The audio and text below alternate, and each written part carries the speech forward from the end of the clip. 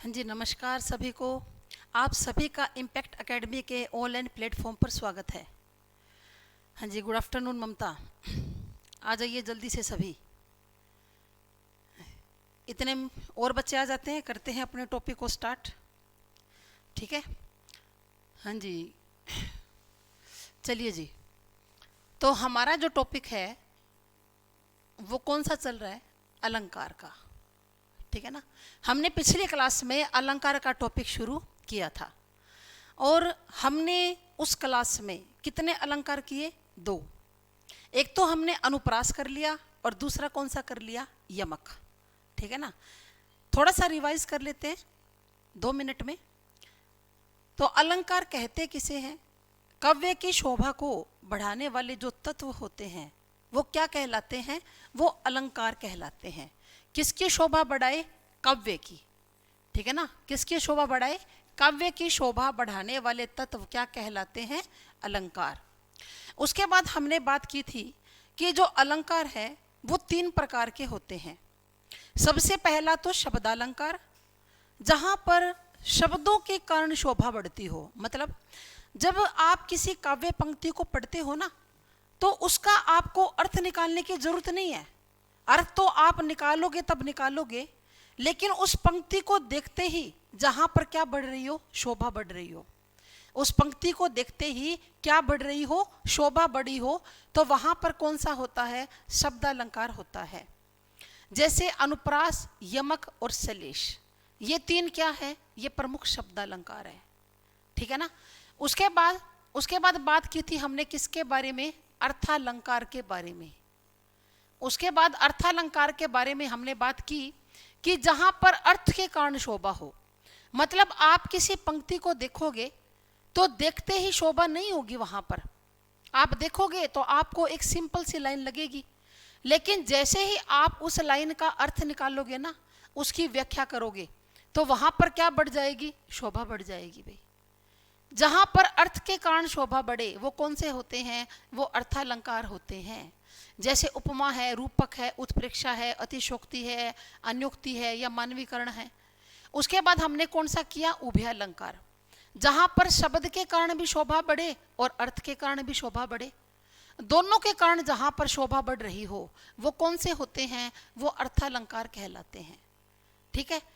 फिर सबसे पहले हमने कौन सी बात की? अनुप्रास के बारे में, कि स्वरों की समता जहां चाहे होए ना होए, व्यंजन की क्षमता मिले, अनुप्रास है सोए। स्वर चाहे आपस में मिले या ना मिले, इस बात से हमें कोई भी फर्क नहीं पड़ता, लेकिन जहां पर व्यंजन वर्णों की क्या हो? आवृत्ति हो, यानी कि व्यंजन वर्ण बार बार एक दूसरे के पास पास में आए, वहां पर हमेशा अनुप्रास अलंकार होता है। ठीक है ना। तरनी तनुजा तट तमाल तरवर बहुछाए, चारु चंद्र की चंचल किरणें खेल रही हैं जल थल में। ठीक है ना। उसके बाद देखिए हमने अलंकार कौन सा किया? यमक। यमक अलंकार किसको बोलते हैं?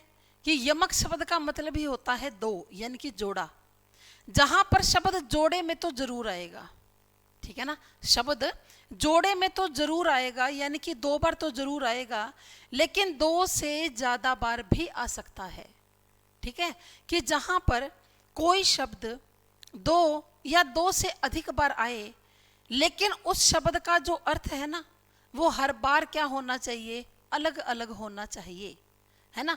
जैसे जैसे कह दिया जाए कि कहे कवि बेनी, कहे कवि बेनी, आगे कवि कहता है कि बेनी व्याल की, बेनी व्याल की चुराई लीनी, चुराई लीनी। कि बेनी कवि कहते हैं। जब बेनी बेनी 2 बार आ गया ना, एक बार बेनी क्या है? ये कवि का नाम है। एक बार क्या है? ये कवि का नाम है। ठीक है ना। एक मिनट।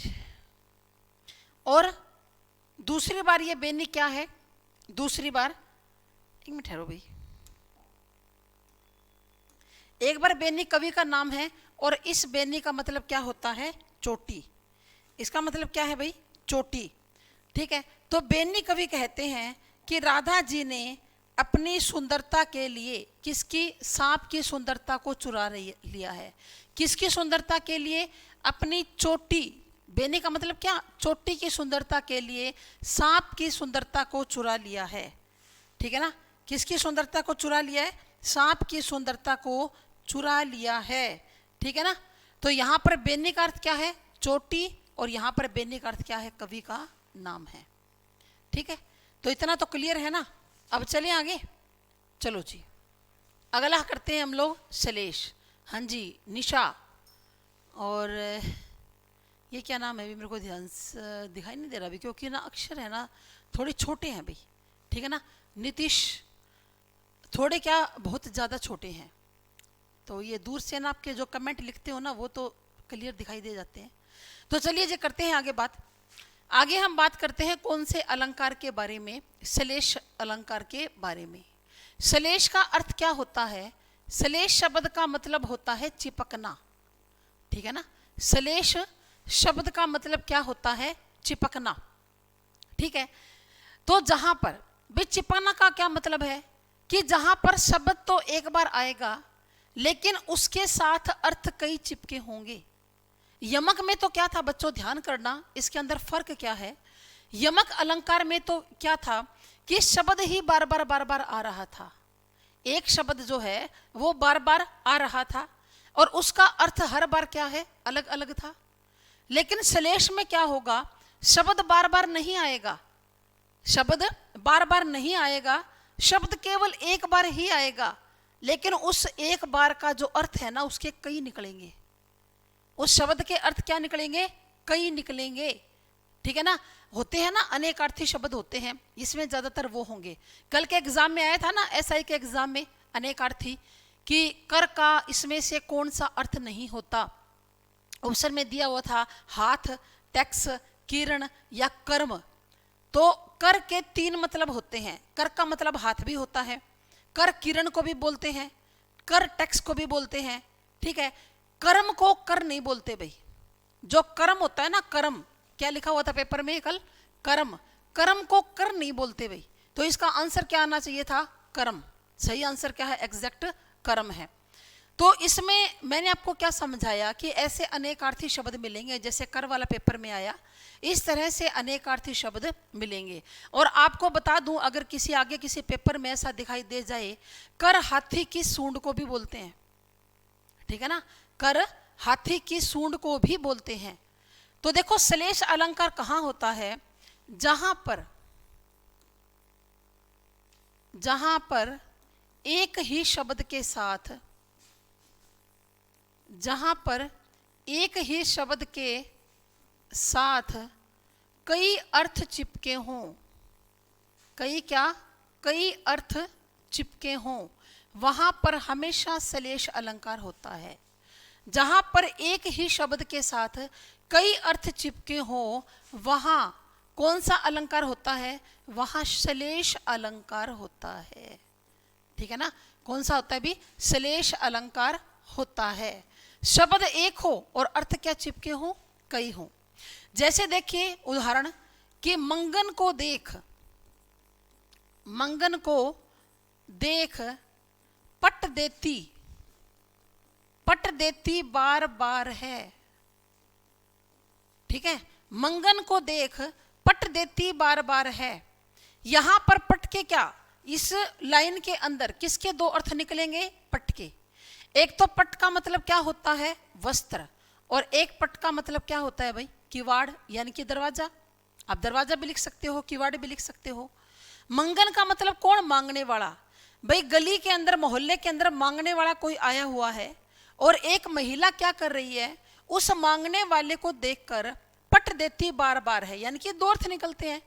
पट के दो मतलब है, हो सकता है कि मांगने वाले को देखकर वो महिला बार बार दरवाजा बंद कर रही हो, कि मांगने वाला आया है दरवाजा बंद कर लो, परेशान करेगा ये, है ना। और ये भी हो सकता है कि वो बार बार किसका दान कर रही है, वस्त्रों का दान कर रही है। मांगने वाले को देखकर अपने घर के अंदर से वस्त्र ला रही है और उनको दे रही है पहनने के लिए। क्योंकि पट के यहाँ पर दो मतलब निकल रहे हैं, एक तो वस्त्र और दूसरा किवाड़ या दरवाजा। वो बार बार दरवाजे को भी बंद कर सकती है, एक मतलब तो ये निकलता है। और दूसरा मतलब क्या निकलेगा कि बार बार वस्त्रों का दान कर रही है ना। तो यहां पर अलंकार कौन सा है, श्लेष अलंकार है। मैं आपको स्टार्टिंग में ही बता दूं कि जो श्लेष अलंकार है ना बच्चों, ये एक मुश्किल अलंकार माना जाता है और एग्जाम में एग्जाम्पल देकर, उदाहरण देकर श्लेष अलंकार बहुत कम पूछा जाता है। ऐसा क्वेश्चन बहुत कम आता है कि उदाहरण देकर पूछ लिया जाए, एग्जाम्पल देकर। ज्यादातर श्लेष अलंकार में क्या आता है, श्लेष की परिभाषा आती है। जैसे आपसे पूछ लेगा कि श्लेष अलंकार वहां होता है जहां एक ही शब्द बार बार आए, शब्द एक बार आए अर्थ अलग अलग हो, ठीक है ना, शब्द दो बार आए, इस तरह से मतलब ऐसा एग्जाम्पल बना देगा, ऐसे वो मतलब ऑप्शन बना देगा कि आप पजल हो जाओगे। तो आपने क्या ध्यान रखना है इसके अंदर कि शब्द तो केवल एक बार आएगा, लेकिन उस शब्द के जो अर्थ हैं वो क्या निकलेंगे, वो कई निकलेंगे। जैसे यहां पर पट के क्या निकल रहे हैं, दो अर्थ निकल रहे हैं, ठीक है। और देखो जैसे हे प्रभु, हे प्रभु दे दो हमको, दे दो हमको जीवन दान, हे प्रभु दे दो हमको जीवन दान। तो यहां पर जीवन के दो अर्थ है भाई। एक तो जीवन का मतलब क्या होता है, प्राण, और एक जीवन किसको बोलते हैं, जल को, है ना। जीवन का मतलब प्राण भी होता है और जल को भी जीवन बोलते हैं। आप जगह जगह लिखा हुआ देखते हो ना, दीवारों पर होर्डिंग्स वगैरह लगे होते हैं कि जल ही जीवन है, जल ही क्या है, जीवन है। तो यहां पर हो सकता है मांगने वाला ये कह रहा हो कि हे प्रभु हमें प्राणों का दान दे दो, उसके प्राण संकट में हो और वो प्राणों का दान मांग रहा हो। ये भी हो सकता है कि वो जल का दान मांग रहा हो, है ना, पानी ना बरसा हो, सूखा पड़ा हो, और वो ये कह रहा हो कि हे प्रभु हमें जल का दान दे दो, हम तो मर रहे हैं बिना पानी के। वो पानी का भी दान मांग सकता है, क्योंकि जीवन पानी को भी तो कहा जाता है ना, कि हमारा जीवन क्या है, पानी है, पानी के बगैर तो हम जीवित रह ही नहीं सकते, है ना। तो यहां पर एक ही शब्द के कितने अर्थ निकले हैं, दो अर्थ। फिर यूं कह दिया जाए कि विपुल धन, विपुल धन अनेकों रतन, एक मिनट भाई, विपुल धन अनेकों रतन हो साथ लाए, आगे देखिए, प्रियतम बतला दो,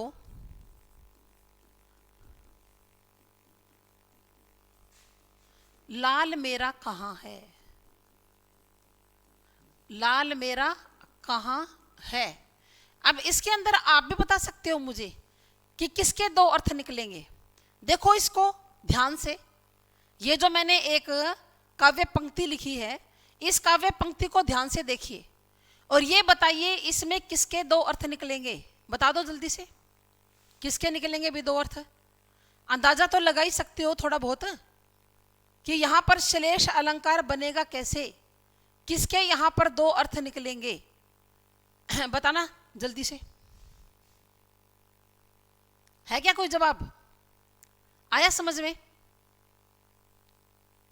यहां पर इस काव्य पंक्ति के अंदर एक शब्द के दो अर्थ निकलेंगे, किसके निकलने चाहिए दो अर्थ, ठीक है। चलो मैं बताती हूं, अगर आपको नहीं पता चल रहा तो मैं बताती हूँ, या हो सकता है कि आप जो कमेंट कर रहे हो उसके अंदर समय लग रहा हो भाई, ठीक है ना, लिखने के अंदर।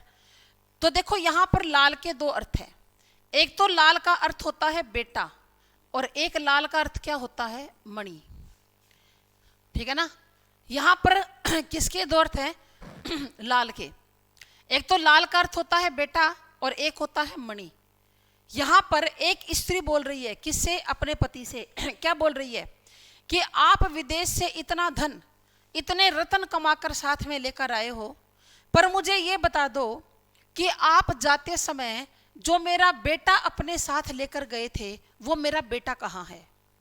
हो सकता है कि वो स्त्री अपने बेटे के बारे में पूछ रही हो, और हो सकता है कि वो उसने कोई मणि मंगवाई हो अपने पति से कि जो मणि मैंने आपसे मंगवाई थी वो मणि कहाँ है। यहां पर एक ही शब्द के दो अर्थ निकल रहे हैं भाई। वो अपने बेटे के बारे में भी पूछ सकती है कि मेरा बेटा कहाँ है, और वो मणि के बारे में भी पूछ सकती है कि जो मणि मैंने आपसे मंगवाई थी वो मणि कहाँ है, क्योंकि लाल मणि को भी बोलते हैं, है ना। तो यहां पर अलंकार कौन सा है? श्लेष। एक बड़ा फेमस एग्जाम्पल है जो आप सभी ने सुना हुआ है, पानी वाला। मैंने सीधा पानी लिख दिया। एग्जाम्पल कौन सा है? पानी वाला है। कैसे? कि रहीमन पानी राखिए। रहीम जी कहते हैं कि पानी राखिए, बिन पानी सब सून, बिन पानी सब सून। पानी के बिना सब सूना है। सॉरी। पानी गए न उबरे, पानी गए न उबरे, मोती मानुस और चून। अब यहां पर बच्चों को यह भ्रम हो जाता है कि मैडम इसके अंदर तो यमक अलंकार है। वो कैसे? कि आपने बताया था कि एक शब्द बार बार आएगा, तो यहां पर पानी पानी पानी ये बार बार आ तो गया, अलंकार तो यहां पर यमक बनना चाहिए। ज्यादातर बच्चों को ये कंफ्यूजन होती है। मैं आपकी ये कंफ्यूजन दूर कर देती हूं कि इसके अंदर यमक नहीं बनेगा। एक ही शब्द बार बार आ रहा है तो क्या हो गया? बार बार उसका अर्थ भी तो अलग निकलना चाहिए। रहीम जी कहते हैं कि पानी रखना चाहिए, बिना पानी सब कुछ क्या है? सूना है। बिना पानी तो सब कुछ क्या है भाई? सूना। पानी गए न उबरे, पानी जाने से नहीं उबरे। उबरे का मतलब उभरना। पानी जाने से नहीं उभरते तीन चीज। एक तो मोती, मोती के संदर्भ में पानी का अर्थ क्या है? चमक है, ठीक है ना। और मनुष्य के संदर्भ में पानी का अर्थ क्या है? इज्जत। और चून के संदर्भ में पानी का अर्थ पानी है, ठीक है ना। रहीम जी तो केवल पानी की बात कर रहे हैं। वो कह रहे हैं कि पानी के बिना तीन चीज नहीं उभरती। एक तो मोती पानी के बगैर नहीं उभरता, एक मनुष्य यानी कि मानव, और एक क्या? चून। तो यानी कि जिस मोती के अंदर चमक ना हो ना, उस मोती का कोई महत्व नहीं है। और चमक के लिए पानी शब्द का इस्तेमाल किया जाता है ना। आपके घर में भी आपने सुना होगा बड़े बुजुर्गों से कि वो कहते हैं कि कोई मान लो जेवर है कि इसके ऊपर सोने का पानी फिरा के लाना है। कोई चांदी का जेवर है और घर में क्या कहते हैं? सोने का पानी फिराना है। पानी का मतलब क्या? कि सोने की चमक इसके ऊपर चढ़वानी है हमने। तो चमक शब्द के लिए पानी का इस्तेमाल किया जाता है, पानी शब्द का इस्तेमाल किया जाता है ना। जैसे घर में कोई शीशा खराब हो गया तो हम लोग तो ये बोल देते हैं कि आजकल चलो हम तो सारे पढ़े लिखे हैं कि इसकी शाइनिंग खराब हो गई शीशे की, है ना। इसके ऊपर वालों काले काले डॉट्स धब्बे आ गए, इसकी शाइनिंग खराब हो गई। लेकिन जो बड़े बुजुर्ग है ना, वो कैसे बोलते थे कि शीशे का पानी खराब हो गया। पानी का मतलब चमक। मैं आपको ये बात क्यों बता रही हूँ कि चमक शब्द के लिए, चमक के लिए पानी शब्द का इस्तेमाल हमेशा से किया जाता है। और मनुष्य के संदर्भ में इज्जत है ना, इज्जत के लिए भी पानी शब्द का इस्तेमाल होता है। आप मुहावरा याद करते हो ना, पानी पानी हो जाना, आंखों का पानी मर जाना, है ना, करते हो। यानी कि पानी पानी हो जाना मतलब शर्मसार हो जाना। यहाँ पर शर्मसार का मतलब, शर्म का मतलब इज्जत से है। इज्जत चली गई, पानी पानी हो गया, है ना। और चून क्या? कि जो दीवारों पर सफेदी की जाती है ना, ये पहले इसको पानी में भिगोया जाता है, उसके बाद ये की जाती है। आप सभी को पता है ये बात। तो अब सूखा चूना तो दीवारों पर नहीं रगड़ा जाएगा। तो यहाँ पर रहीम जी तो केवल पानी की बात कर रहे हैं, लेकिन इन तीनों के संदर्भ में एक पानी का अलग अलग अर्थ निकालने के कारण यहाँ पर अलंकार कौन सा बनता है? श्लेष बनता है। फिर बच्चन जी कहते हैं कि मधुबन की छाती को देखो, मधुबन की छाती को देखो, सूखी कितनी इसकी कलियां, सूखी कितनी इसकी कलियां। ये लाइन किसने लिखी है? ये काव्य पंक्ति ये लिखी है हरिवंश राय बच्चन जी ने। किसने? हरिवंश राय बच्चन जी ने ये जो है वो काव्य पंक्ति लिखी है। तो ये बच्चन जी कौन थे? अमिताभ बच्चन के पिता। इन्होंने हिंदी साहित्य के अंदर क्या चलाया था? हालावाद। आपसे पूछ लिया जाए कि हालावाद के जनक कौन है या हालावाद के प्रणेता कौन है, जन्मदाता कौन है, तो आप क्या कहोगे? हरवंश राय बच्चन जी, ठीक है ना। हरवंश राय बच्चन जी। चून, आप चून के बारे में पूछ रहे हो क्या? ममता, चून तो बच्चे जो दीवारों पर सफेद की जाती है, चूना, चूना नहीं होता। हाँ, आटा। वैसे तो रहीम जी ने तो उस चूनने की बात की है जो दीवारों पर की जाता है ना, दीवारों पर चूना किया जाता है। अगर आप चून का आटा समझोगे ना तो भी आपका अर्थ निकल जाएगा। जब तक आटे के अंदर पानी नहीं मिलाकर उसको भिगोएंगे नहीं, है ना, उसका एक गूंद के उसका एक डो कहते हैं ना, नहीं बनाएंगे, तब तक उसकी रोटी नहीं बन सकती भाई। सूखा चूना थोड़ी ना ऐसे खाया जाएगा, सूखा चून नहीं खाया जाता, पहले उसको पानी में भिगोना पड़ता है ना, और फिर उसके बाद हम उसकी रोटियां सेकते हैं, फिर भूख मिटती है भाई। अगर आप यूं भी ले सकते हो, पर यहाँ पर रहीम जी ने तो चून का मतलब चूनना, इस चूनने की बात की है जो दीवारों पर किया जाता है। क्लियर है ना। फिर देखो, अगर आपसे पूछ लिया जाए, यहाँ पर लिटरेचर का क्वेश्चन बनता है कि हालावाद के जनक कौन हैं, तो हालावाद के जनक है बच्चन जी, हरवंश राय बच्चन जी, अमिताभ बच्चन के पिता। इन्होंने हिंदी साहित्य के अंदर हालावाद को जन्म दिया था। आप कहेंगे मैडम हालावाद क्या होता है? हालावाद उसको कहते हैं जिसके अंदर प्रेम और मस्ती की कविताएं लिखी जाती हैं। जहां पर प्रेम और मस्ती की कविताएं लिखी जाएं वो हालावाद होता है। तो सबसे पहले इन्होंने शुरू की थी लिखनी। तो कलियां के इसके अंदर दो मतलब है। कलियां का दो मतलब कैसे?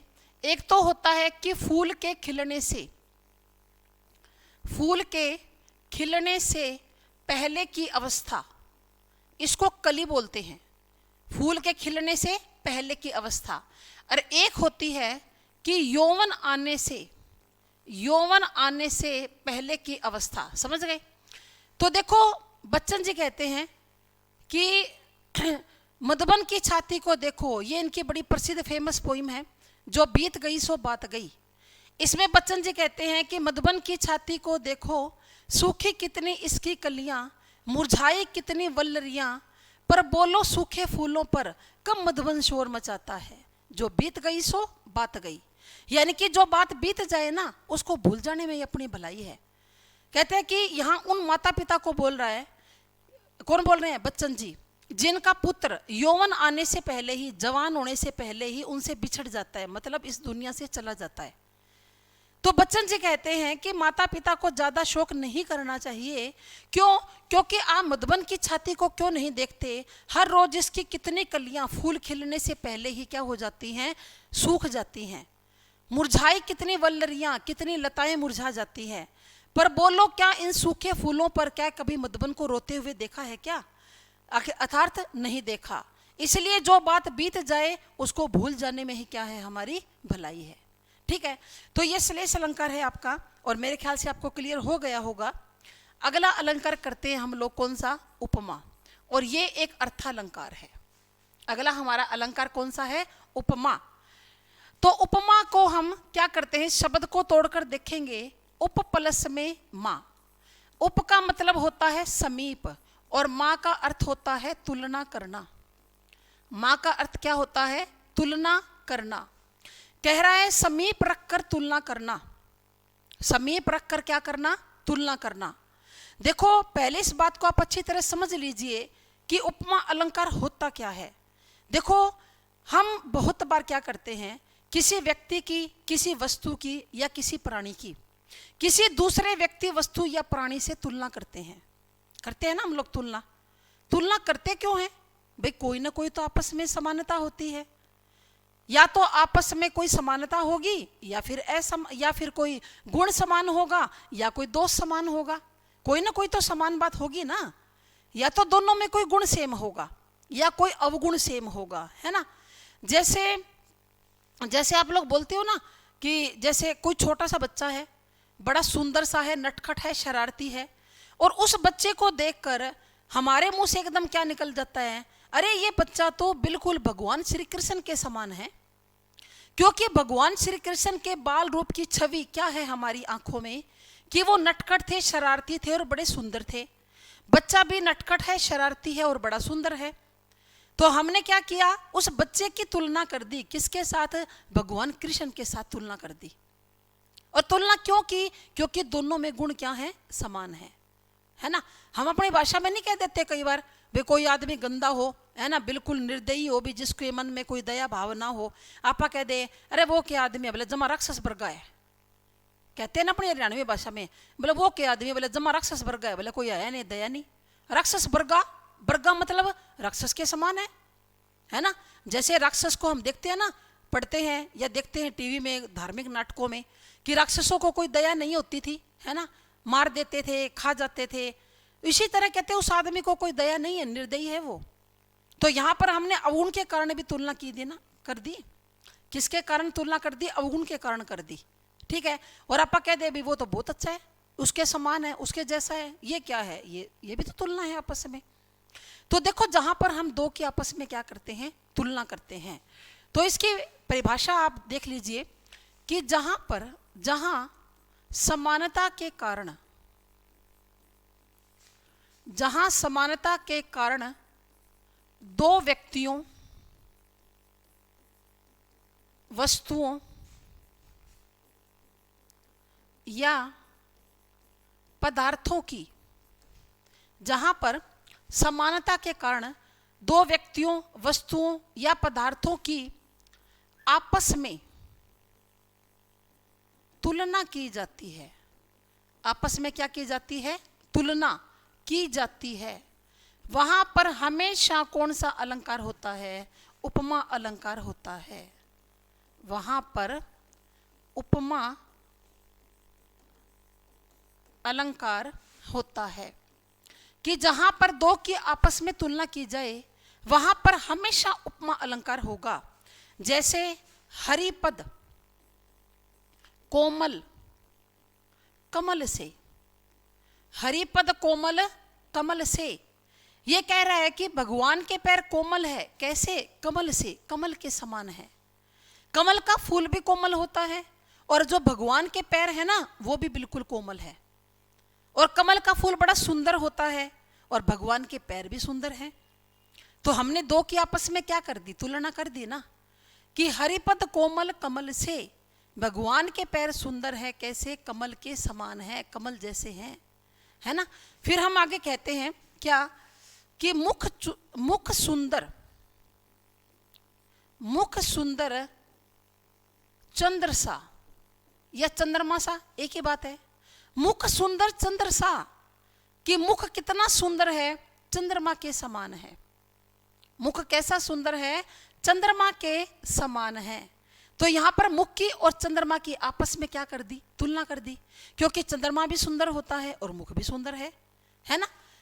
फिर देखिए आगे यूं कहा जाए कि कोटि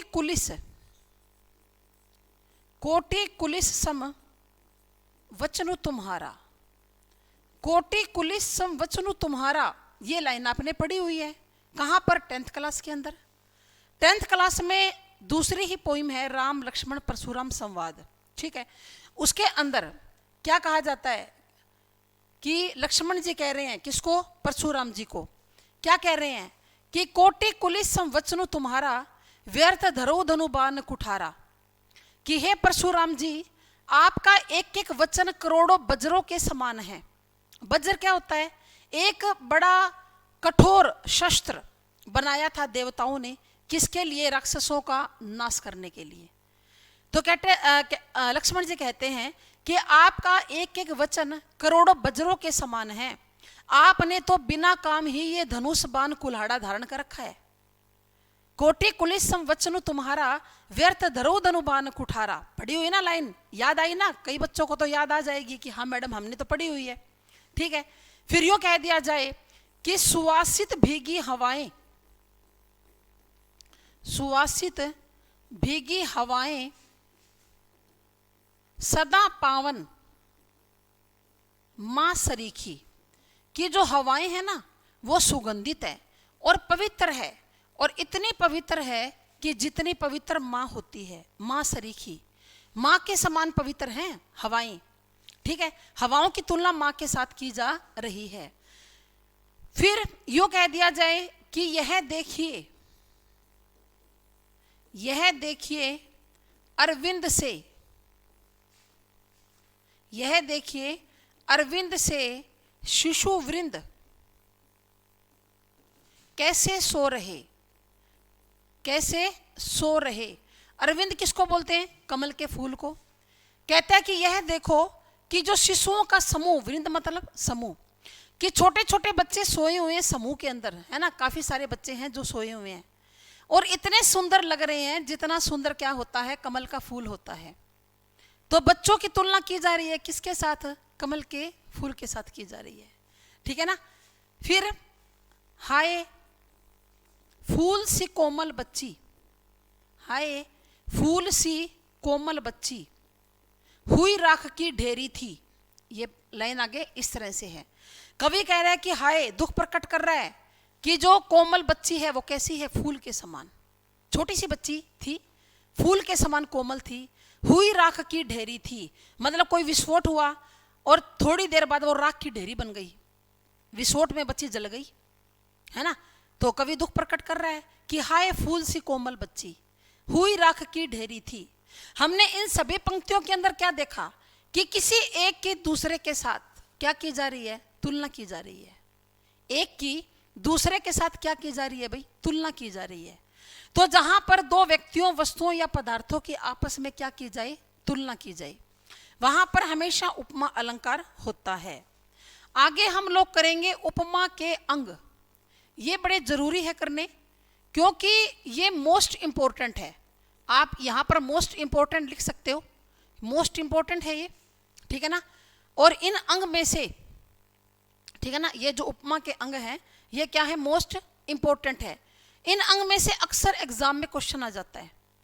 और कल भी जो रीट का एग्जाम हुआ था, राजस्थान में था ना, रीट के 2 एग्जाम थे, एक मॉर्निंग में एक इवनिंग शिफ्ट में, उसमें भी यहां से क्वेश्चन आया था। उपमा के अंग में से राजस्थान का कल पेपर हुआ था, वहां भी प्रश्न पूछा गया था। तो देखिए कौन से होते हैं अंग। अंग का मतलब क्या होता है? अंग का मतलब होता है बच्चों पार्ट्स। और अंग कितने हैं? 4 हैं। उपमा के अंग कितने हैं? 4 हैं। अंग का मतलब क्या होता है? पार्ट्स। जैसे अगर मैं आपको कह दूं कि आपके शरीर के कितने अंग हैं, तो आप फटाफट बता दोगे, आंख, नाक, कान, हाथ सारे गिना दोगे। तो ये कह रहा है कि उपमा के 4 अंग होते हैं। कितने होते हैं? 4 अंग होते हैं।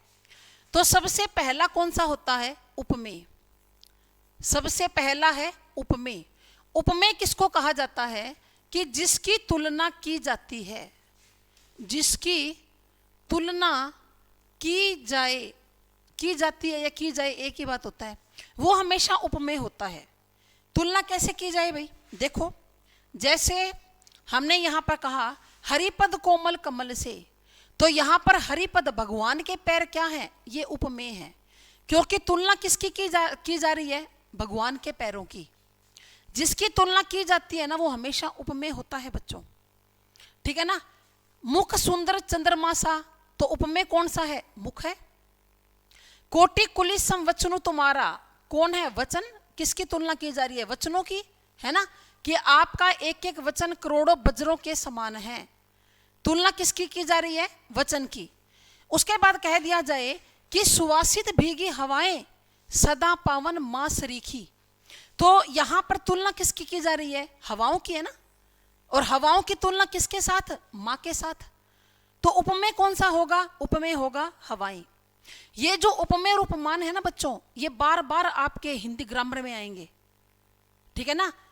कल जो रीट का एग्जाम हुआ था उसमें एक क्वेश्चन आया था, मैं भी आपको बता रही थी। क्या पूछा जा रहा था कि जिसके अंदर उपमेय और उपमान का संबंध पाया जाए, जिसमें उपमेय और उपमान का संबंध पाया जाए, उस समास का नाम बताओ। तो आपको इतना ज्ञान तो होना चाहिए कि उपमेय और उपमान होता क्या है। इसका मैं आंसर भी बता दूं, वो क्रमधारीय समास होता है, जिसमें उपमेय और उपमान का आपस में क्या पाया जाए? संबंध पाया जाए, ठीक है ना। फिर देखिए, यह देखिए अरविंद से शिशु वृंद, तो शिशुओं के समूह की तुलना है। शिशु वृंद यहां पर क्या है? उपमेय है। हाय फूल सी कोमल बच्ची, बच्ची की तुलना की जा रही है ना, तो बच्ची क्या है? यहां पर बच्ची भी उपमेय है। उसके बाद देखिए नंबर 2 पर अगला है हमारा उपमान। नंबर 2 पर है उपमान। उपमान किसको बोलते हैं?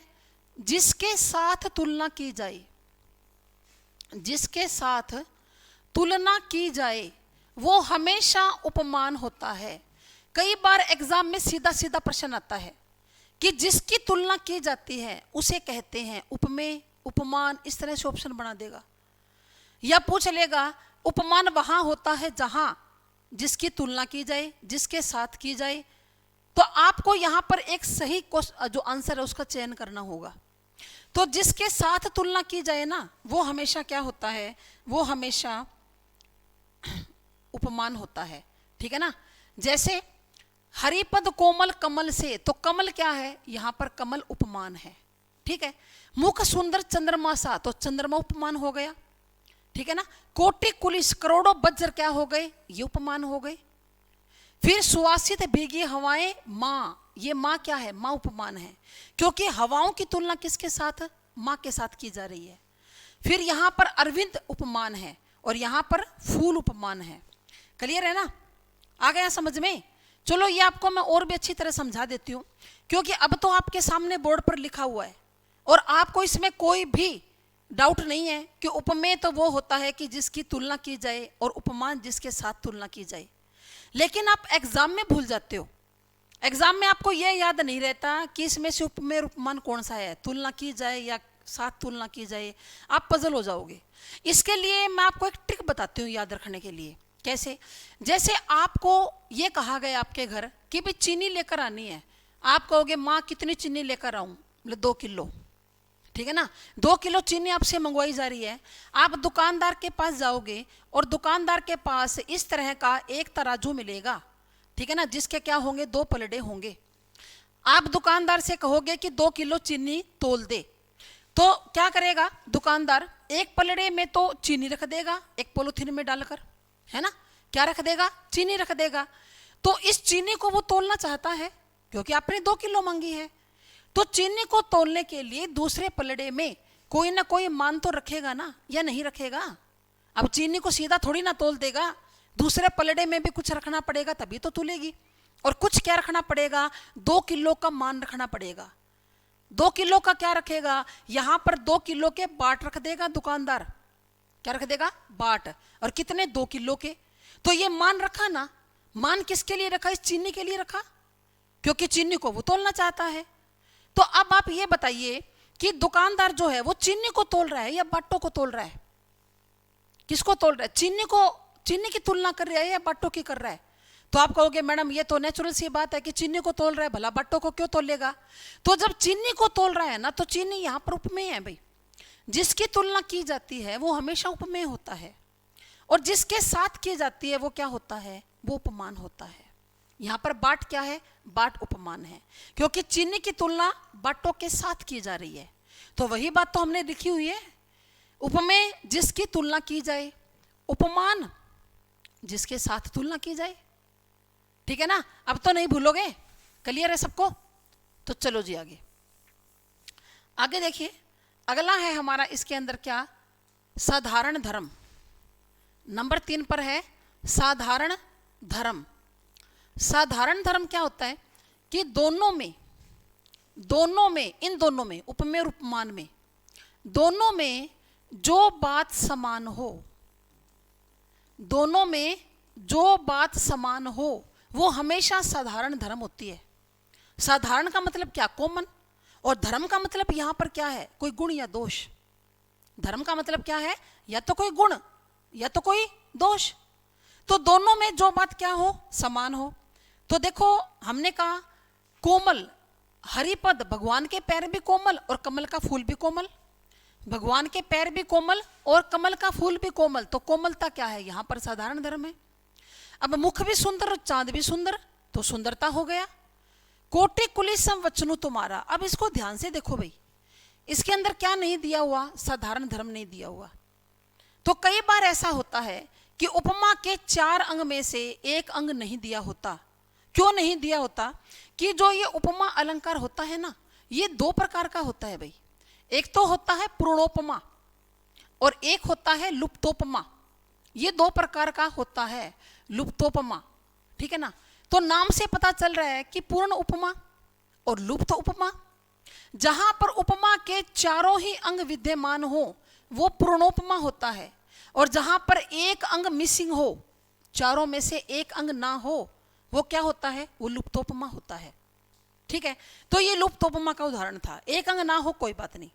सुवासित भीगी हवाएं सदा पावन, इसमें पावनता है, साधारण धर्म।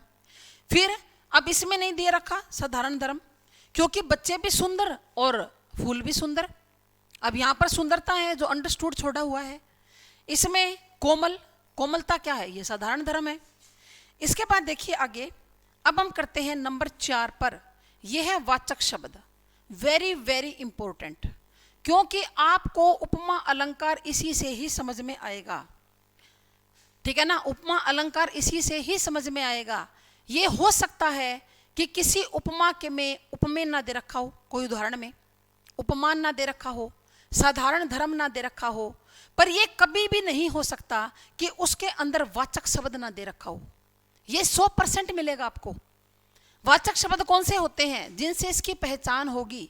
सा, से, सी, सम, समान, सरिस और सरीखी।